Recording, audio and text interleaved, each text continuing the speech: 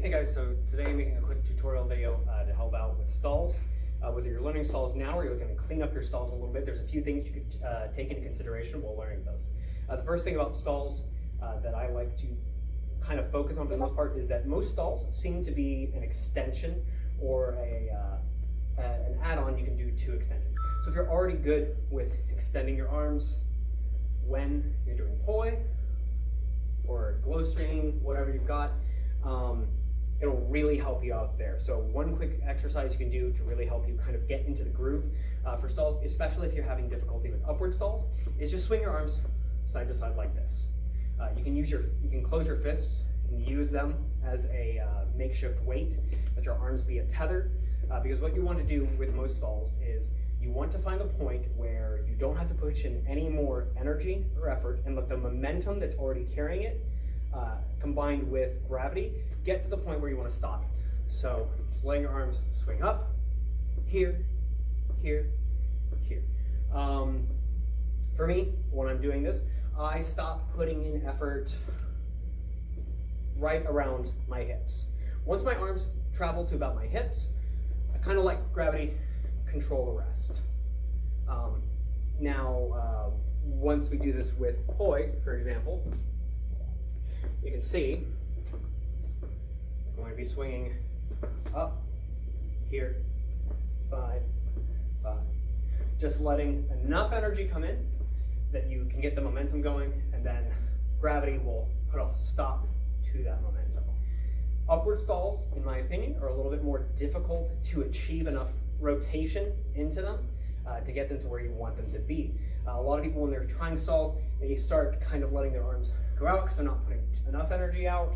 They'll get here, and they're not getting enough energy up, or they'll get too much energy and they start spinning over, or the poi starts spinning over. And that just takes more practice on figuring out where the right point is going to be. For me, once again, it's about my hips is where I stop putting in enough energy, and I just let my arm go. As far as control on them, there are two big factors, and those are going to be the length of your leash and the weight of the head. Generally speaking, the longer your leash, the less you have control on the prop. So if you're really starting out and you're trying to get your upward stalls going, and you just feel like you either can't get enough energy through, or you feel like you're going over too much, tighten up on your leads. Maybe just one hand length, and you will have a lot more control over the actual movement of a prop. This does go for glow sticks or stick-shaped devices or glow string, whatever, as well, which will lead us into the second part, which is the actual weight head, or the head weight, which is if you have a heavier weight, it's a lot easier to get that momentum going and find those stopping points.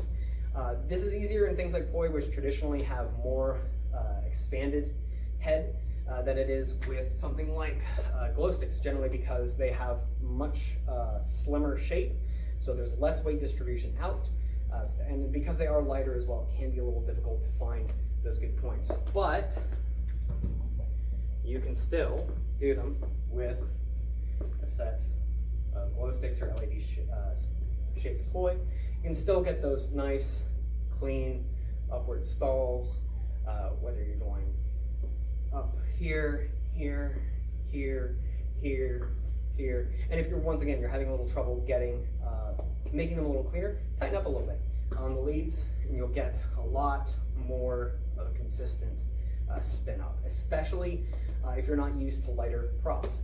That being said, if you want to get better at your heavier prop stalls, do lighter props. You learn, it's more like fine tuning it for the most part.